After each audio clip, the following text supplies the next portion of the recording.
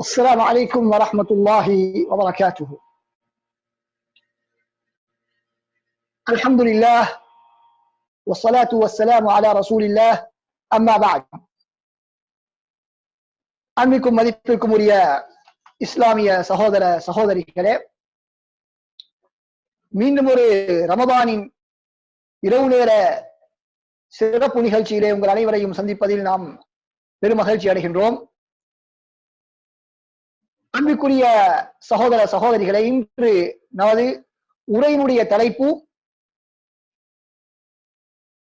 ரமதான் கற்பிக்கும் 3 வாழ்வியல் விழுமியங்கள் என்பதுதான் நமது தலைப்பு. அன்பார்ந்த சகோதர சகோதரிகளே, இந்த ரமதான் என்பது ஒரு பாடசாலை. இந்த ரமதான் ஒரு பாடசாலை. அதே போன்றுதான் கொரோனாவும் ஒரு பாடசாலை.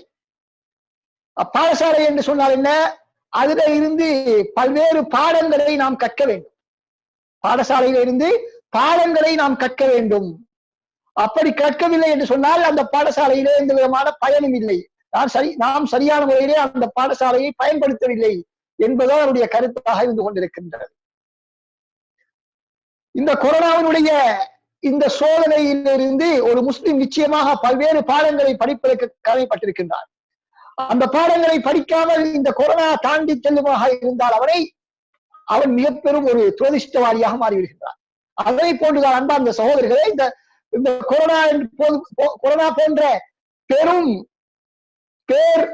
பெரும் பேரிடர்கள் மனிதனுடைய வாழ்விலே வருவது மிகவும் குறைவு. ஆனால் இந்த ரமதான் ஒவ்வொரு வருடமும் நம்மிடத்திலே வந்து செல்கின்றது. ஆனால் இந்த பாடசாலையில இருந்து ஒவ்வொரு வருடமும் நம்மிடத்திலே வந்து செல்லக்கூடிய இந்த பள்ளிக்கூடத்திலே இருந்து நாம் என்ன சரியான முறையிலே பயன்களை பெற்றுக் கொள்கின்றோமா என்று சிந்தித்து பார்ப்பதற்கு கடமைப்பட்டிருக்கின்றோம். அன்பார்ந்த சகோதர சகோதரிகளே, அந்த வகையிலே தான் இன்றைய நமது உரையிலே இந்த ரமதானிலே இருந்து நாம் பெறக்கூடிய 3 பாடங்களும் அது மனித வாழ்விலே இருக்க வேண்டிய முக்கியமான அவருடைய வாழ்வுடன் சம்பந்தப்பட்ட சில முக்கியமான விழுமியங்களாக இருந்து கொண்டிருக்கின்றன. அவற்றை நாம் சரியான முறையிலே கடைபிடிக்கவில்லை என்று சொன்னால் அந்த வாழ்வின் மூலம் நாம் பெரியதொரு பயனை அடைய முடியாது. சில வேளை நாம் மரணித்தவுடன் நமது பயன் இந்த உலகத்திற்கு இல்லாமல் சென்றுவிடும்.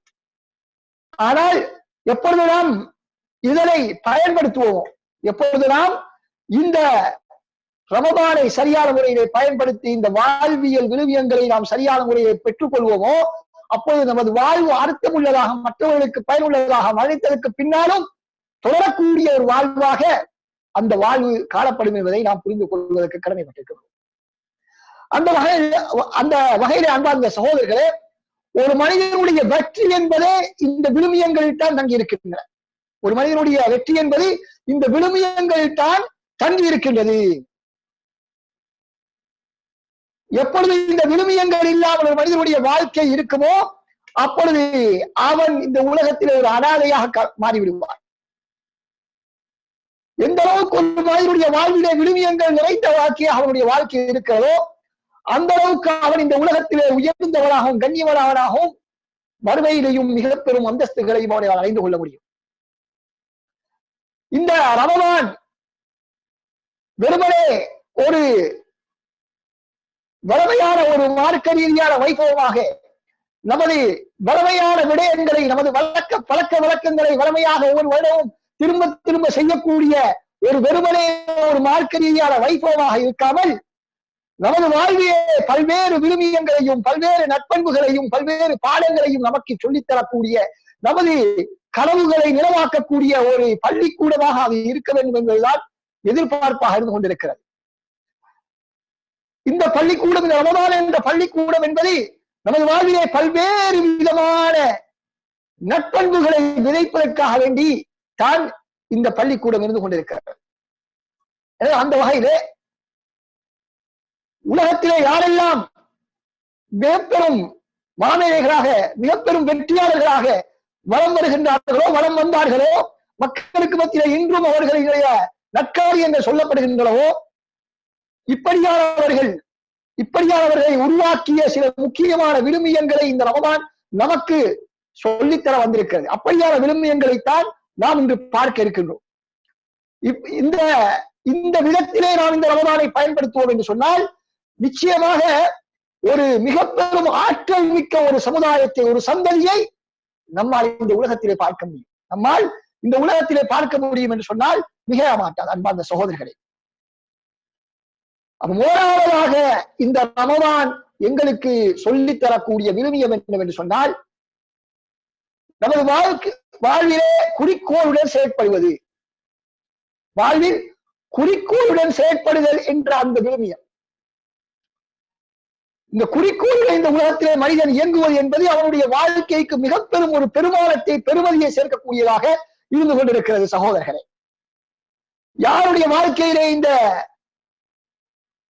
இலக்குகள் இல்லாமல் பயணிப்பார்களோ அவர்களுடைய வாழ்வுக்கு எந்த விதமான நல்ல விளைவுகளும் இந்த உலகத்தில் இருக்க மாட்டாது, நல்ல விளைவுகளும் இருக்க மாட்டாது.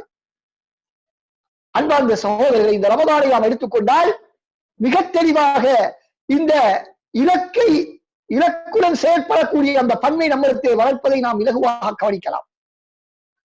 உதாரணமாக நபி ஸல்லல்லாஹு அலைஹி வஸல்லம் ஹதீஸை நாம் எடுத்து பார்த்தால், மன் ஸாம ரமதான ஈமானன் வஹ்திஸாமன் ஊஃபிர லஹு மா தகத்தம மின் தம்பிஹி, யார் இந்த ரமதானிலே ஈமானுடனும் நன்மையை எதிர்பார்த்தவர்களாகவும் நோன்பு நோட்பார்களோ அவருடைய முன்பாவங்கள் மன்னிக்கப்பட்டுவிடும், முன்பாவங்கள் மன்னிக்கப்பட்டுவிடும். அது மாத்திரமின்றி யார் இரவிலே நின்று வழங்குவார்களோ, யார் இரவிலே நின்று வழங்குவார்களோ அவர்களுடைய பாவங்களும் மன்னிக்கப்படும். ஆனால் ஈமான் இஹ்திசாபன், அவருடைய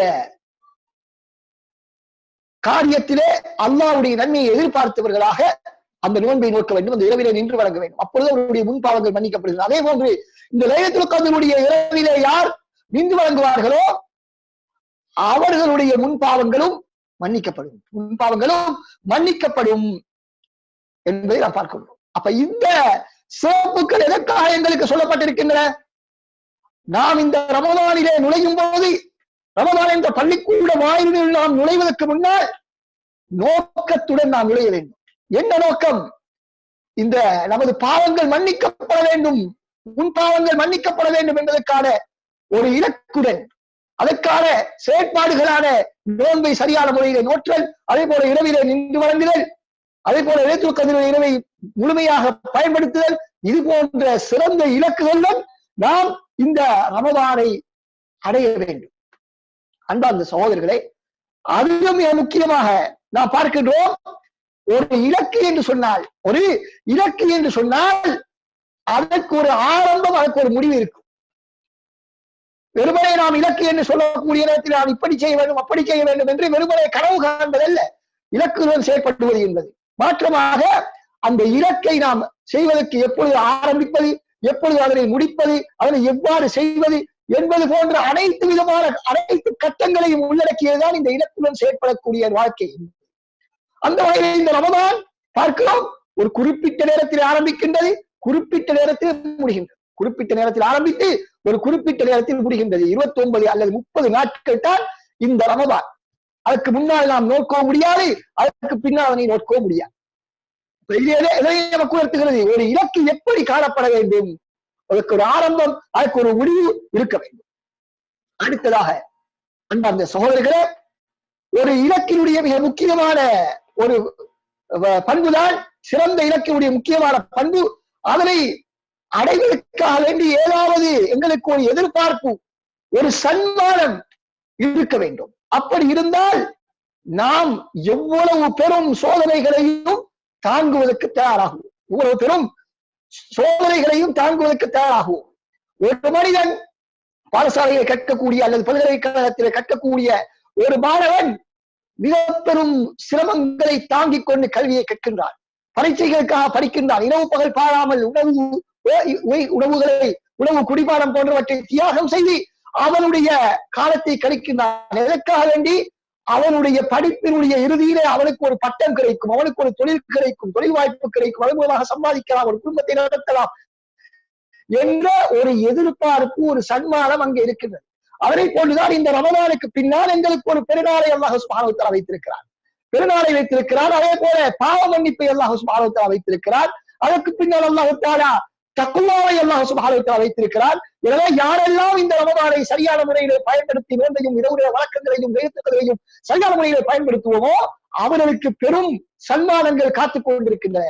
எனவே எவ்வளவு சிரமப்பட்டாவது இந்த நமது நோக்கத்தை அடைவதற்காக வேண்டி நாம் இந்த ரமதானிலே பாடுபடக்கூடிய விதத்திலே அல்லாஹ் சுப்ஹானஹு வ தஆலா இந்த ரமதானை அமைத்திருக்கின்றார். அன்பார்ந்த சகோதரர்களை, இந்த உலகத்திலே எந்த ஒரு மனிதராக இருந்தாலும், இந்த உலகத்திலே உள்ள எந்த ஒரு மனிதனாக இருந்தாலும் அவனுடைய திட்டங்கள் வெற்றியளிக்க வேண்டும் என்று சொன்னால் நிச்சயமாக அவனுக்கு ஒரு தெளிவான ஒரு இலக்கு இருக்க வேண்டும். அந்த தெளிவான இலக்கு இல்லை என்று சொன்னால் அந்த திட்டம் வெற்றியடைவதை மிகவும் சிரமமான ஒரு விடயம். அது தோல்வியை நோக்கித்தான் பெரும்பாலும் செல்லக்கூடிய வாய்ப்பு இருக்கிறது. எனவே ஒரு திட்டம் வெற்றியடைய வேண்டும் என்று சொன்னால் அவனுடைய இலக்கு எவ்வளவு பெரியது, அது எவ்வளவு தெளிவாக இருக்கின்றது, அதே போல அதை எப்பொழுது அதனை சாதிப்பது, அந்த இலக்கை நான் எப்பொழுது அடைவது என்பதற்கான முடிவை தீர்மானிப்பது, இவைகளை எல்லாம் வைத்துதான் அவனுடைய வெற்றியை தீர்மானிக்க முடியும். வெற்றிக்கான அளவுகோல்களாக இருக்கின்றன. அந்த இலக்கு பெரிய ஒரு முக்கியமான ஒரு இலக்காக இருக்க வேண்டும். இரண்டாவது தெளிவாக இருக்க வேண்டும். மூன்றாவது கால எல்லை வரையறை செய்யப்பட்டிருக்க வேண்டும். இப்ப அப்படியான திட்டங்கள் தான் உண்மையிலே மனிதனுடைய வாழ்விலே நிச்சயமாக வெற்றி அளிக்கும். அப்படி இல்லாத பட்சத்திலே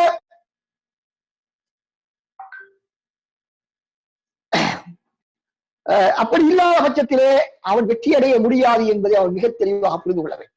ஆரம்பத்திலே இருந்து என்ன செய்ய வேண்டும்? இந்த மனிதன் அவனுடைய அந்த திட்டத்தினுடைய ஒவ்வொரு கட்டங்கள், அவனுடைய முடிவு எப்படிப்பட்ட அதனுடைய இலக்கு என்ன என்பதை எல்லாம் மிக தெளிவாக அவன் வரையறுத்திருக்க வேண்டும். அப்படி இல்லாவிட்டால் அவன் அந்த இலக்கை அடைய முடியாது என்பதை அவன் மிக தெளிவாக ஒவ்வொரு மனிதனும் புரிந்திருக்க வேண்டும்.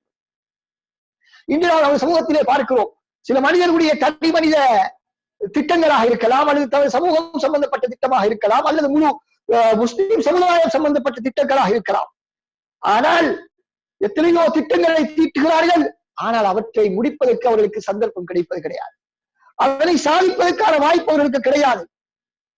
உதாரணமாக நாம் பார்ப்போம் என்று சொன்னால், எத்தனையோ மனிதர்கள் இருக்கிறார்கள். அவர்கள் அல் குர்ஆனை மரணம் செய்ய வேண்டும் என்று கனவு காண்கின்றார்கள். அவருடைய இலக்கு என்ன? நாம் அல் குர்ஆனை மரணம் செய்ய வேண்டும். ஆனால் அதற்கான சரியான ஒரு குறிக்கோளை அவர்கள் தீர்மானிப்பது கிடையாது. பொதுவான குறிக்கோள் தான் அவர்களுடைய வாழ்க்கையில் இருக்கிறது. குறிக்கோள் என்று சொன்னால் அதற்கு ஒரு காலம் நிர்ணயிக்கப்பட வேண்டும், அதற்கு ஒரு முறை நிர்ணயிக்கப்பட வேண்டும். அப்பொழுதுதான் தெளிவாக சென்றடைய முடியும். ஒருவர் அல் குர்ஆனை மரணமிடுவதற்கு முயல்வதாக இருந்தால் அவர் என்ன செய்ய வேண்டும்? எவ்வளவு நாட்களில் நான் மரணமிடப் போகிறேன் என்று முடிவு செய்ய வேண்டும்.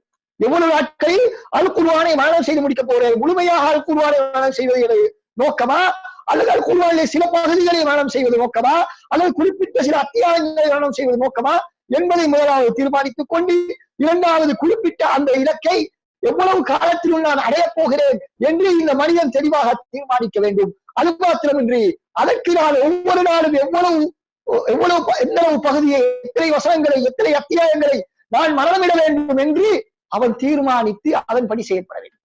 அப்பொழுதுதான் அவனுக்கு அந்த இலக்கை அடைய முடியும். அன்பார்ந்த சகோதரர்களே, அப்படி இல்லாமல் வெறுமனே பொதுவாக நான் அல் குர்ஆனை மரணம் செய்ய போகிறேன் என்று ஒருவர் முடிவெடுப்பது அவர் அந்த இலக்கை அடைவதற்கு அது மிகப்பெரிய ஒரு தடைகளாக அவருக்கு அமையும்.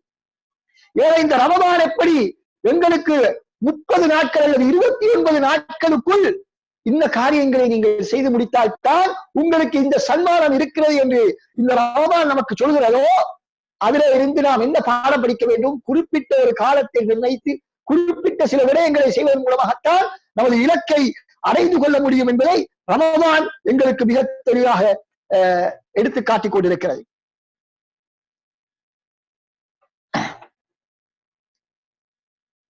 ஏன் அன்பார்ந்த சகோதரர்களே, யாராவது தனது வாழ்விலே ஏதாவது ஒரு திட்டத்தை நான் எவ்வாறு சாதிப்பது என்ற தடமாற்றத்தில் இருந்தால் இந்த ரமதானை அதற்கான ஒரு பயிற்சிக்கரமாக அவர் அமைத்துக் கொள்ள முடியும். இந்த பயிற்சிக்கரமாக இந்த ரமதானை அவருக்கு அமைத்துக் கொள்ள முடியும். அதாவது இந்த ரமதானிலே 30 நாட்களும் நான் இரவில் நின்று வழங்குகின்றேன், அல்லது 29 நாட்கள் அல்லது 30 நாட்களும் நோன்பை சரியான முறையிலே நான் நோக்கின்றேனா, இந்த தக்குவாவை அடைவதற்கான சரியான முயற்சிகளை நான் செய்து விட்டேனா, பாவ மன்னிப்பை பெறுவதற்கான அந்த முயற்சிகளிலே நான் சரியான முறையில ஈடுபட்டிருக்கின்றேனா, நரக விடுதலை பெறுவதற்கான முயற்சிகளிலே நான் சரியான முறையில் ஈடுபட்டிருக்கின்றேனா என்பதை இந்த மனிதன் இந்த ரமதானிலே அவன் செய்யக்கூடிய செயற்பாடுகளின் மூலமாக அவனுக்கு பரீட்சித்துக் கொள்ளலாம். யார் இந்த ரமதானை அப்படி சரியான முறையிலே பயன்படுத்தினார்களோ அவருக்கு மிக இலகுவாக முடிவு செய்யலாம். எனவே நான் ரமதானுக்கு வெளியேயும் எனது உலக வாழ்க்கையிலும் எனது ஏனைய மார்க்க விடயங்களிலும் கூட நான் இந்த ரமதானை எப்படி பயன்படுத்தினோ அதனை போன்று ஒரு ஆரம்பம், ஒரு முடிவு, தெளிவான அட்டவணைகளுடன் நான் பயணிக்கக்கூடிய இடத்திலே நிச்சயமாக எனது இலக்கை நான் அடையலாம் என்பதை அந்த மனிதனால் புரிந்து கொள்ள முடியும் அந்த சகோதரர்களே.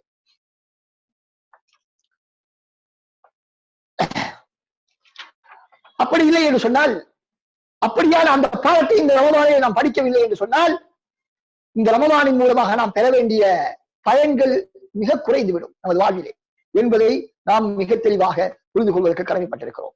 அடுத்ததாக அன்பார்ந்த சகோதரர்களே,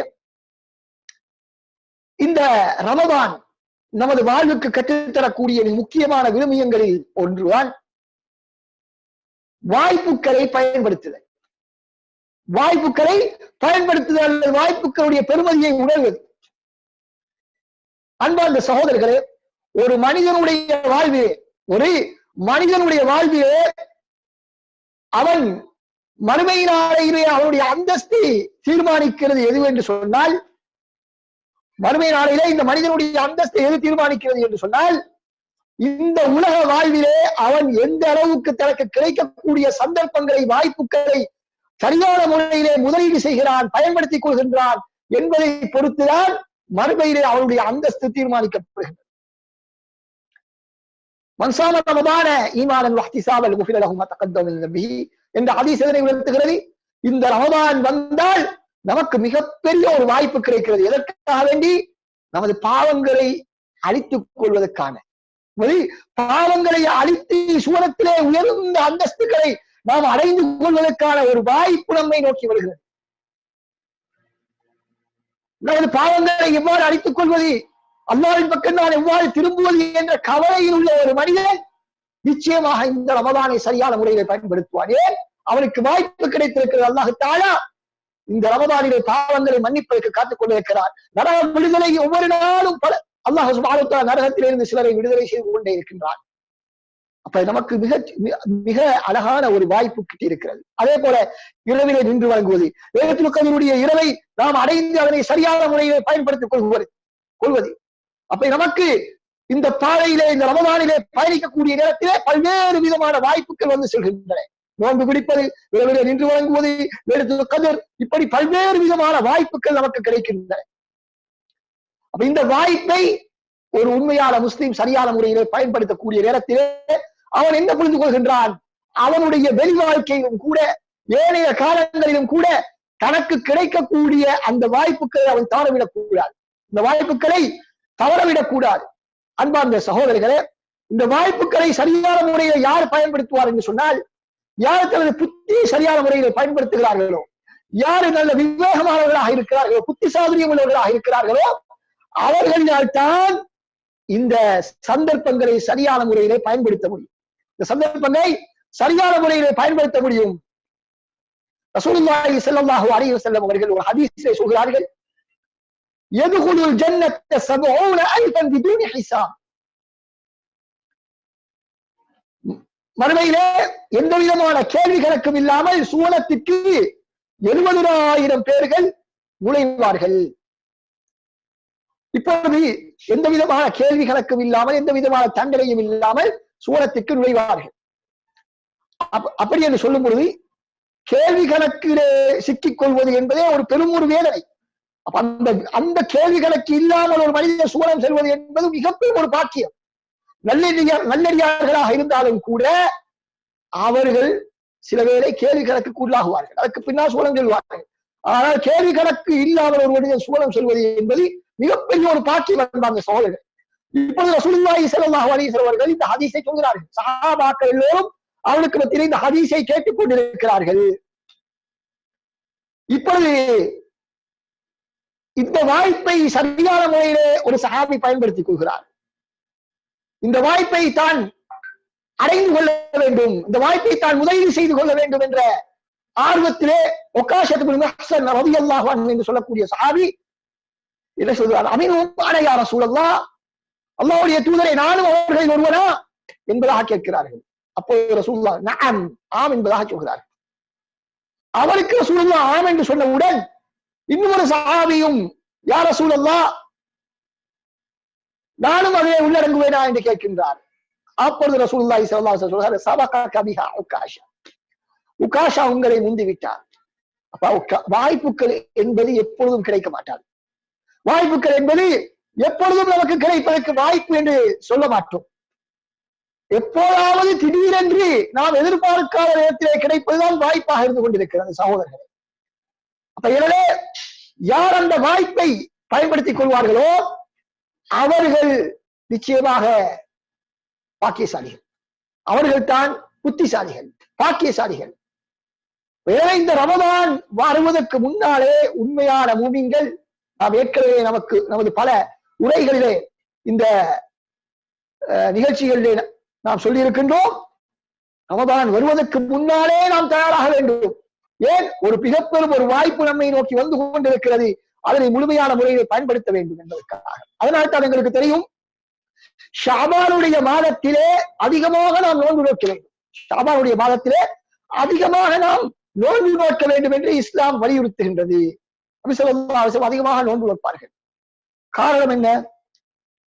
இந்த ரமதானுடைய சந்தர்ப்பத்தை பயன்படுத்த வேண்டும், வாய்ப்பை பயன்படுத்த வேண்டும். ரமதான் வந்ததற்கு பின்னால் நாம் நோன்பு நோக்க ஆரம்பித்தால் என்ன நடக்கும்? ரமதானுடைய ஆரம்ப காலங்களில் நோன்பு நமக்கு பரிச்சயம் இல்லை என்ற காரணத்தினால் சில வேளை ஆரம்ப நாட்கள் மிகவும் சிரமத்துடன், தொய்வுடனும், மிக கஷ்டத்துடனும் கழிந்துவிடும். அதிலே நமக்கு பல்வேறு அமல்கள் செய்வதற்கு வாய்ப்பு இல்லாமல் சென்று விடலாம். எனவேதான் ரமதானுக்கு முன்னால் இங்கே தயாராக வேண்டும் என்பதற்காக இந்த ஷாபானிலே அதிகமாக நோன்பு நோக்குமாறு இஸ்லாம் சொல்லுவதாக அறிஞர்கள் விளக்கம் சொல்கிறார்கள்.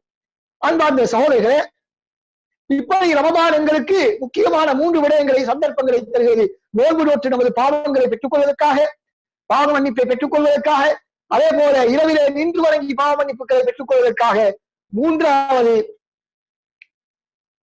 நாம் லைலத்துல் கத்ரை சரியான முறையிலே பயன்படுத்தி 1000 மாதங்களுடைய நன்மைகளை கொள்ளையடித்துக் கொள்வதற்காக, சம்பாதித்துக் கொள்வதற்கான வாய்ப்பை எங்களுக்கு இந்த ரமதான் தருகிறது.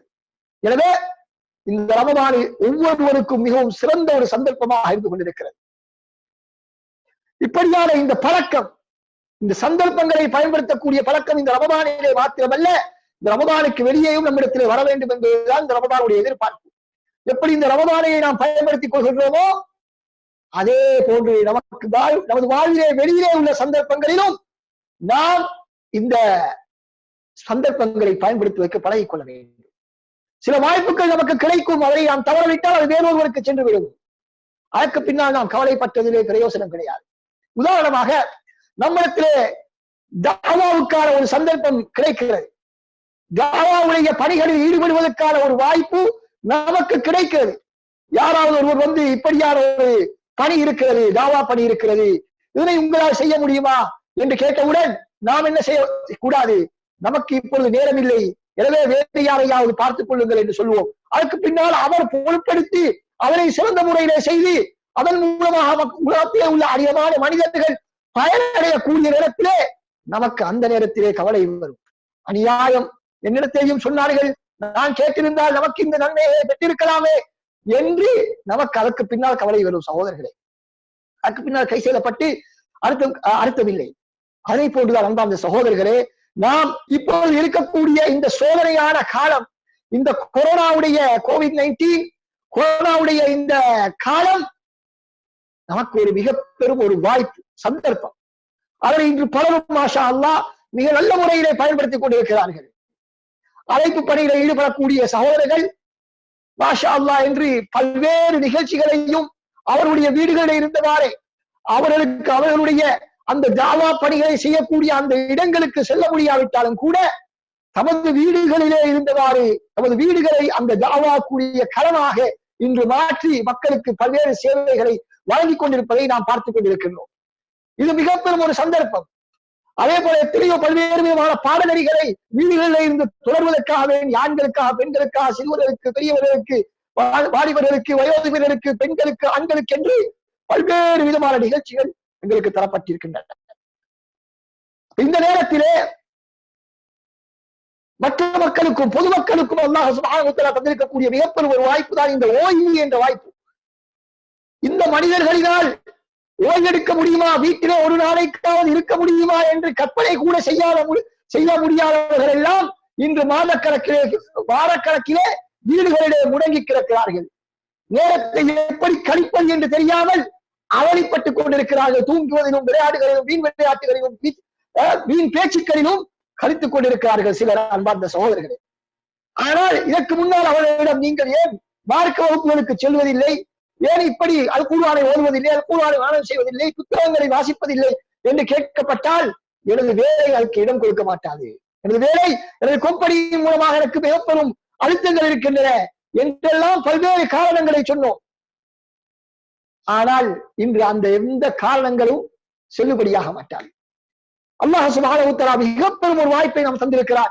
யாரெல்லாம் உண்மையான கவலையில இருந்தார்களோ, யாரெல்லாம் நமக்கு மார்க்க கல்வியை படிப்பதற்கு ஒரு வாய்ப்பு கிடைக்காதா, என்னை ஒரு மறு பரிசீலனை செய்வதற்கான ஒரு வாய்ப்பு கிடைக்காதா, என்னாலும் இஸ்லாமிய சமுதாயத்துக்கு ஏதாவது சேவை செய்வதற்கான ஒரு வாய்ப்பு கிடைக்காதா என்றெல்லாம் உண்மையான முறையில் இயங்கிக் கொண்டிருந்தவர்களுக்கு அல்லாஹ் சுப்ஹானஹு வ தஆலா வைத்திருக்கக்கூடிய ஒரு களப்பரீட்சை தான் இந்த கொரோனாவுடைய காலம். அன்பார்ந்த சகோதரர்களே, இந்த பரீட்சையிலே நாம் தோல்வி அடைகிறோம் என்று சொன்னால் இதுவரைக்கும் நாம் வெறுமனே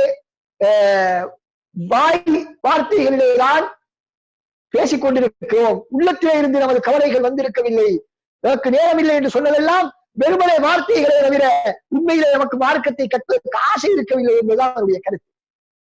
அன்பார்ந்த சகோதரர்களே, சில சகோதர சகோதரிகள் என்ன நினைக்கிறார்கள் என்று சொன்னால், நமக்கு பேச்சாற்றல் இருந்தால், நாம் மார்க்க கல்வியை கற்று பல்கலைக்கழகங்களிலே அல்லது பொதுசாக்களிலே பல வருடங்கள் கற்றிருந்தால் தான் நமக்கு மார்க்கத்திற்கு சேவை செய்ய முடியும் என்பதாக நினைக்கிறார்கள். அல்லது இஸ்லாமிய சமுதாயத்திற்கு பல்வேறு தொண்டுகளை நம்மால் செய்ய முடியும், இஸ்லாமிய சமுதாயத்திற்கு ஏற்பட்டிருக்கக்கூடிய பல்வேறு பிரச்சனைகளுக்கு தீர்வை நாம் முன்வைப்பது என்று சொன்னால் நமக்கு அரசியல் பலம் இருக்க வேண்டும், அல்லது பலபலம் இருக்க வேண்டும், அல்லது அறிவு பலம் இருக்க வேண்டும் என்றெல்லாம் சிலர் கற்பனை செய்து கொண்டிருக்கிறார்கள். இல்லை அன்பார்ந்த சகோதரர்களே, நமக்கு உறுதி இருக்க வேண்டும், இந்த சமுதாயத்திற்கு சேவை செய்ய வேண்டும் என்ற உறுதி இருக்க வேண்டும்.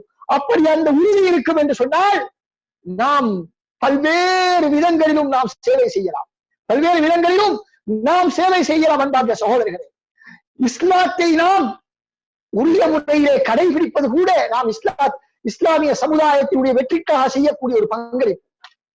நாம் இஸ்லாத்தை உறுதியான முறையில எல்லா இடங்களிலும் கடைபிடிப்பது கூட நாம் இஸ்லாத்துக்கு செய்யக்கூடிய பங்களிப்பு. அது மாத்திரமல்ல, இஸ்லாமிய நட்பண்புகளை பேர் இந்த உலகத்திலே நாம் வியாபாரத்தை செய்வது, நமது தொழிலை ஈடுபடுவது, நமது கொம்பல்களை வேலை செய்வது, இவைகள் அனைத்தும் நாம் இஸ்லாமிய சமுதாயத்துக்கு இஸ்லாமிய சமுதாயத்தினுடைய வெற்றிக்கு செய்யக்கூடிய பங்களிப்புகள் என்பதை நாம் மறந்துவிடக்கூடாது. தேவையில்லாத விடயங்களில் நாம் ஈடுபடாமல் இருப்பதே நாம் இஸ்லாமிய சமுதாயத்தின் வெற்றிக்கு செய்யக்கூடிய பங்களிப்பு. சில சகோதர சகோதரிகளை பார்க்கிறோம், அவருக்கு அல்லாஹ் சுப்ஹானஹு வ தஆலா சில பேர் சில எழுத்தாற்றலை கொடுத்திருப்பான், அல்லது பேச்சாற்றலை கொடுத்திருப்பான். சமூக ஊடகங்களில் அவர்களுக்கு பல்வேறு அவரை தொடரக்கூடியவர்கள் பல்லாயிரக்கணக்கில் இருப்பார்கள்.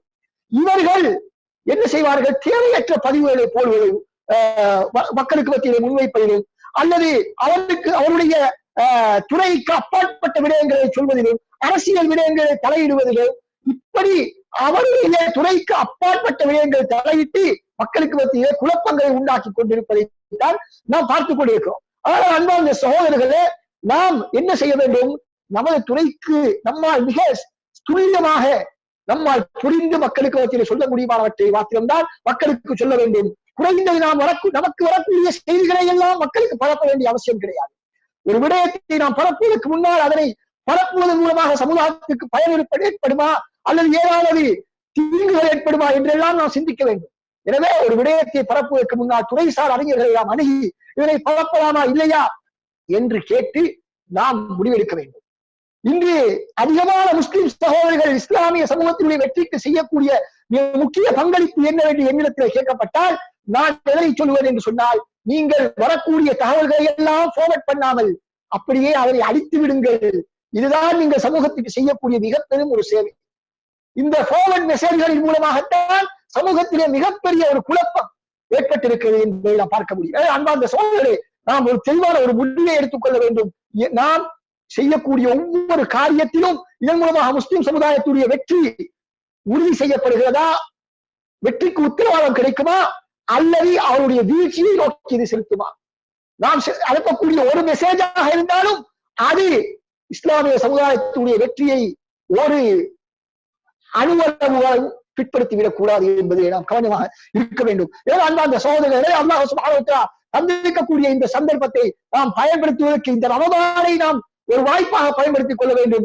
ஏன் இந்த ரமதான் சந்தர்ப்பங்களை எவ்வாறு பயன்படுத்துவது என்ற பயிற்சியை நமக்கு தருகிறது. நமது வெளி வாழ்க்கையும் அதே போல குறிப்பாக இந்த கொரோனாவுடைய காலத்திலே நமக்கு கிடைத்திருக்கக்கூடிய இந்த ஓய்வு என்ற இந்த வாய்ப்பு, ஓய்வு என்ற வாய்ப்பு என்பது மிகப்பெரும் ஒரு பாக்கியம், மிகப்பெரும் ஒரு வாய்ப்பு. அந்த வாய்ப்பை நாம் மண்ணாக்கி விடாமல் பொன்னாக கழிப்பதற்கு நாம் எல்லோரும் உறுதியான முடிவெடுக்க வேண்டும் அன்பார்ந்த சகோதரர்கள். அடுத்ததாக அன்பார்ந்த இஸ்லாமிய சகோதர சகோதரிகளே, மூன்றாவது ரமதான் நமக்கு கற்றுத்தரக்கூடிய வாழ்வியல் விழுவியம் என்னவென்று சொன்னால், நேரத்தை பெருமதியாக கழிப்பது. நேரங்களை பெருமதியாக கழிப்பது, நேரத்தினுடைய பெருமதியை உணர்வது. அன்பார்ந்த சகோதரர்களே, இந்த ரமதான் நமக்கு எதனை உணர்த்துகிறது என்று சொன்னால், ஒரு மனிதனுடைய வாழ்வே மிக பெருமதியானது அவனுடைய நேரம் என்பதை நமக்கு தெளிவாக உணர்த்தி கொண்டிருக்கிறது. நாம் கற்பனை செய்யாத அளவு இந்த நேரம் மிக பெருமதியானது. அதனால்தான் ஒரு பழமொழியை சொல்வார்கள், அல் வக்து கஸ்ஸைஃபி, இந்த நேரம் என்பது வாளை போன்று, இல்லம் தக்தாஹு கதாக்க, நீங்கள் அதனை சரியான முறையிலே பயன்படுத்தாவிட்டால் அது உன்னை பலம் பார்த்து விடும் என்பதாக அந்த பழமொழியிலே சொல்லப்படுகிறது. அன்பார்ந்த சகோதரர்களே, எங்களுக்கு தெரியும் இந்த ரமதானை பொறுத்தவரையிலே நோன்பு திறப்பதற்கு அதான் சொல்வதற்கு ஒரு நிமிடத்துக்கு முன்னால் நாம் நோன்பு திறந்து விட்டால், அல்லது ஒரு நிமிடத்திலே ஒரு சில பகுதிகளுக்கு முன்னால் அரை நிமிடத்துக்கு முன்னால் நோன்பு திறந்து விட்டாலும் கூட அவனுடைய வேண்டும் என்று செய்தால் அவனுடைய இபாதத்து பாழாகிவிடும். அவனுடைய இபாதத் முழு நாளும் 10 மணித்தியாலங்கள் அல்லது 12 மணித்தியாலங்கள் அல்லது 15 மணித்தியாலங்கள் மிகச் சிரமப்பட்டு அவன் நோற்ற அந்த நோன்பு அப்படியே பாழாகிவிடும். அதே போலதான் காலையிலே சுபவுடைய அதான் சொல்லப்பட்டதற்கு பின்னால் நாம் உண்டாலோ அல்லது குடித்தாலோ அல்லது நோன்பை முடிக்கக்கூடிய காரியங்களில் ஈடுபட்டாலோ நாம் மகரிபு வரைக்கும் நோக்கக்கூடிய அந்த நோன்பிலே பயனில்லாமல் சென்றுவிடும். எனவே இது எதனை நமது உள்ளத்திலே ஏற்படுத்துகிறது, விதைக்கின்றது? இந்த நேரத்தினுடைய பெருமதி. ஒவ்வொரு நிமிடமும், ஒவ்வொரு அரை நிமிடமும் மிக பெருமதியானது. அதன் மூலமாக மிக பெரும் சாதனைகளை நம்மால் சாதிக்க முடியும். அந்த அரை நிமிடங்கள், அந்த ஒரு நிமிடங்கள் பொறுமையாக இருந்தால் 12 மணித்தியாலங்கள் நோன்பு நோற்ற நன்மை கிடைக்கும். அதனை பொறுமை இல்லாமல் அதனை நாம் கவனஈனமாக கருத்து விடுவோம் என்று சொன்னால் நமது 12 மணித்தியால நோன்பும் வீணாகி போவதை நாம் பார்த்து விடுகின்றோம். அன்பார்ந்த சகோதரர்கள், இந்த உலகத்திலே யாரெல்லாம் பெரும் பெரும் சாதனையாளர்கள் என்பதாக நாம் இன்று பார்த்துக் கொண்டிருக்கிறோமோ, வளம் வந்து கொண்டிருக்கிறார்களோ, அவர்களுடைய வாழ்விலே நீங்கள் ஒரு விடயத்தை முக்கியமாக அவதானிக்கலாம். அவர்கள் தமது நேரங்களை பொன்னாக கழித்தவர்கள், நேரங்களை மண்ணாக்கி விடாமல் அவர்கள் பொன்னாக கழித்தவர்கள். அன்பார்ந்த சகோதரர்களே, நமது வாழ்விலே இந்த நேரத்துடைய பெருமதியை நாம் உணர்வதற்கு கடமைப்பட்டிருக்கிறோம். இந்த ரமதான் அதை நமக்கு மிக தெளிவாக உணர்த்தி கொண்டிருப்பதற்கான உதாரணங்களை உங்களுக்கு சொன்னோம். அன்பார்ந்த சகோதரர்களே, இந்த நேரத்தை பற்றி நாம் பார்க்கக்கூடிய நேரத்தில் அதிகமான மனிதர்கள் அதனை கவன ஈனமாக செலவழித்து விடுகிறார்கள். முகநூல்களிலும் வாட்ஸ்அப்புகளிலும் செய்திகளை பார்ப்பதிலும் எந்த அளவுக்கு என்று சொன்னால், சில சகோதரிகள் காலையிலே உள்ள செய்தியை பார்ப்பார்கள், பகலிலே உள்ள செய்தியை பார்ப்பார்கள், இரவிலே உள்ள செய்தியை பார்ப்பார்கள். 3 செய்தியையும் ஒரே விஷயம் தான் சொல்லப்படும், ஒரே விடயம் தான் சொல்லப்படும். ஒரு சில விடயங்கள் கூடுதல் குறைவாக சொல்லப்படும். அது ஒரு வகை நோய். இன்னொரு வகை நோய் என்ன? அவர்கள் 8 மணிக்கு ஒரு செய்தி ஒரு சேனல், 8:30 ஒரு சேனல், 8-9 மணிக்கு ஒரு சேனல், இப்படி ஒரு கூட்டம். ஒரே செய்திதான் என்ன ஒவ்வொரு சேனல்லையும் பார்ப்பு. அது இன்னொரு கூட்டம் எப்படி இருக்கிறது என்று சொன்னால், அவர்கள் ஒவ்வொரு மொழியிலும் பார்ப்பார்கள். தமிழ்ல ஒரு முறை, சிங்களத்தில் ஒரு முறை, ஆங்கிலத்தில் ஒரு முறை. யா அல்லாஹ், எவ்வளவோ மனிதர்கள் மார்க்கத்திற்காக சேவை செய்யக்கூடியவர்கள், மார்க்கத்தை கற்கக்கூடியவர்கள். அன்பார்ந்த சகோதர சகோதரிகளே, நமக்கு இன்னும் நேரம் கிடைக்காதா என்று ஏங்கிக் கொண்டிருக்கக்கூடிய இந்த காலத்திலே நான் எமது நேரத்தை இப்படி மண்ணாக்கிக் கொண்டிருப்போம். கேட்டால் மார்க்கத்தை படிப்பதற்கு நேரமில்லை, குர்ஆன் ஓதுவதற்கு நேரமில்லை, திக்ர் செய்வதற்கு நேரமில்லை, உருப்படியான காரியங்களை ஈடுபடுவதற்கு நேரமில்லை. காரணம் என்ன? இப்படி தேவையில்லாமல் நாம் நேரத்தை கழிப்போம். ஒரு நாளைக்கு கூடியது ஒரு நியூஸை பார்த்தால் போதுமானது, ஒரு நியூஸை பார்த்தால் போதுமானது.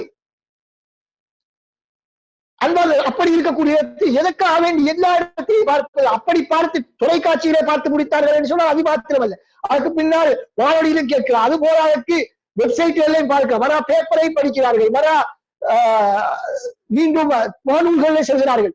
இப்படி எப்படி எல்லாம் தமது நேரத்தை மண்ணாக்கலாமோ அப்படியெல்லாம் மண்ணாக்கி கொண்டிருக்கிறோம் அந்த சகோதர சகோதரிகள்.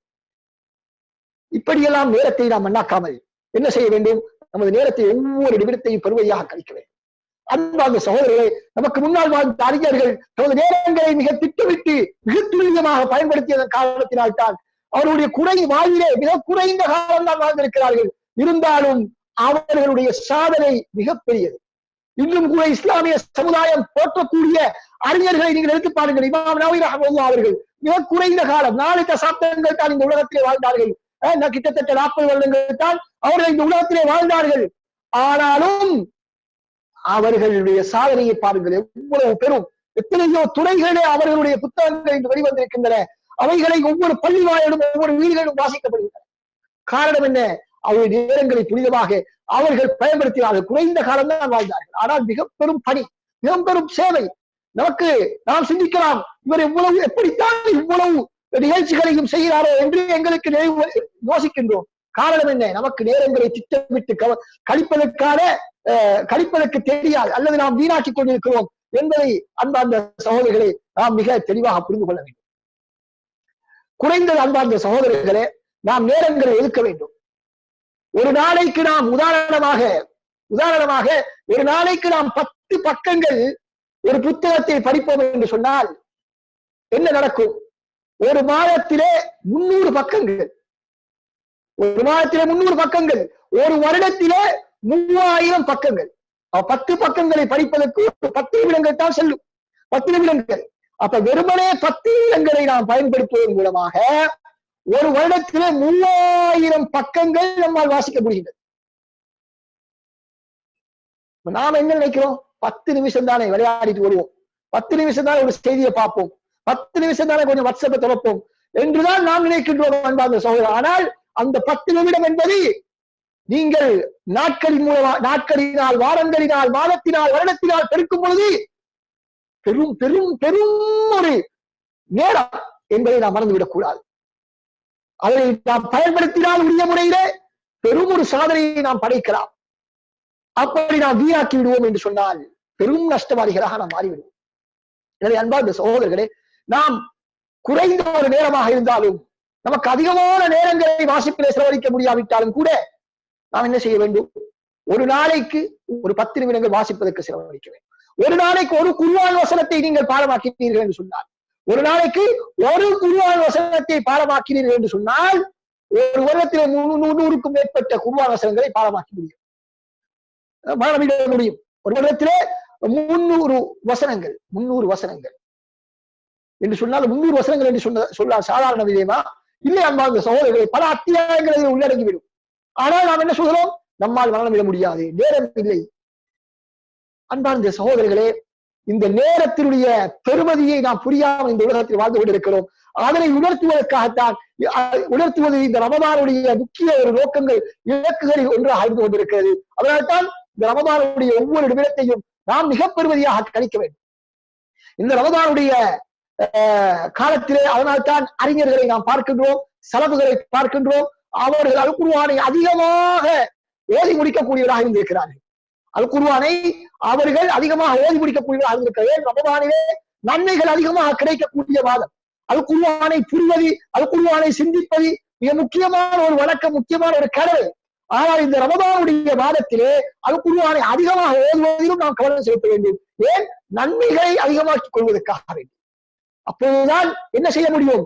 நமது பாவங்களுடைய தராசை விட நன்மையுடைய தராசை நம்மால் அதிகரித்துக் கொள்ள முடியும். நன்மையுடைய தராசை அதிகரித்துக் கொள்ள முடியும். எத்தனையோ சகோதரிகளை நாம் பார்க்கிறோம், மாஷா அல்லாஹ் 7 நாட்கள் அல் குர்ஆனை மரணம் செய்கிறார்கள், மரணம் செய்வதில்லை, ஓதி முடித்திருக்கிறார்கள். சஹாபாக்களுடைய அந்த வளமையை பேணி, சஹாபாக்கள் ஒரு முறையை பேர் 7 நாட்களில் ஒரு குர்ஆனை முடிக்கக்கூடிய வளமையுடையவர்களாக இருந்திருக்கிறார்கள். அப்படி அந்த வளமையை பேரினால் கூட 4 அல் குர்ஆன்களை இந்த ரமதானிலே நம்மால் ஓதி முடிக்க முடியும். அன்பார்ந்த சகோதரர்களே, எனவே இந்த ரமதானிலே இயன்றளவு அதிகமாக அல் குர்ஆனை ஓதி அதிகமான நன்மைகளை நாம் சம்பாதித்துக் கொள்வதன் மூலமாக நமது தராசு, நன்மையுடைய தராசை என்ன செய்ய முடியும்? பாரமாக்கிக் கொள்ள முடியும். தீமையுடைய தராசை நாம் உயர்த்தி கொள்ள முடியும். நன்மையுடைய தராசை தாழ்ந்து செல்லும், அதன் மூலமாக நாம் சூனத்துக்கு செல்ல முடியும்.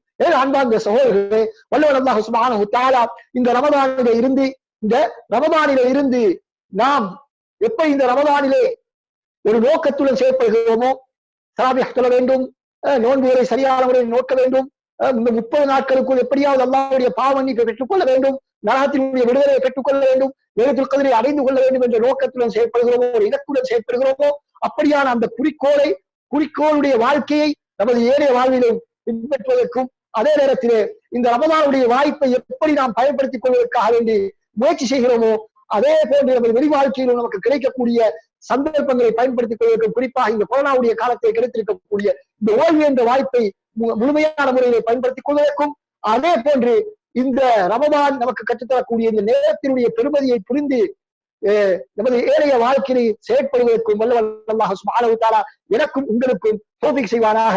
வஆகிரு தஅவானா அல்ஹம்துலில்லாஹி ரப்பில் ஆலமீன். வஸ்ஸலாமு அலைக்கும் வரஹ்மத்துல்லாஹி வபரகாத்துஹு.